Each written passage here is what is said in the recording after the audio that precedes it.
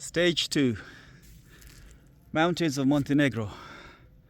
We're about 15 kilometers into a 21 kilometer climb, but that doesn't tell the whole story. Overall, we've done 31 kilometers for today's ride and we've got 84 left. But we had a scare, didn't we, Yusuf? Both of us had a scare. So Yusuf, because he's much faster, he's much lighter than me, from the bottom of the climb he went ahead, and he went up to about 4.5 kilometers and he waited for me, but I didn't see him and I went past and but kept going, couldn't see him, and eventually I flagged down a Polish father and son who are traveling on their van, and they went up 15 kilometers to the top of this climb while I carried on cycling up.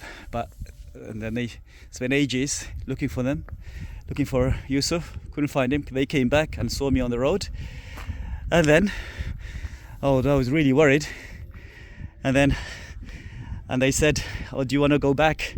So they put my bike in their van and they went back, and alhamdulillah, on the road we found Yusuf, all well but tired. So what he did he did wait for me, and because I waited 20 minutes. Yeah, he waited 20 minutes, didn't see me, and I didn't see him. I went past him, neither of us saw each other. Then he went down all the way to the bottom, and then he came up, and then he carried on going a bit longer for another 7 kilometers or something. So he's done an extra 4 kilometers of climbing. I've done an extra 2 kilometers because I went down with the van and then had to climb that. So it's a tough climb, but mainly because it's so hot. That's why it's so tough. So now, inshallah, Yusuf, we're gonna stay right next to each other. Okay? Yeah. Okay, we have to. The domestique now. Yeah, I'm the domestique. Because Yeah. if I go in front, Yeah. it's gonna be hard to maintain. Yeah.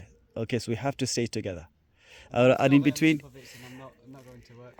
yeah, and in between, I was so worried. I called Abu Ishaq, and they had to.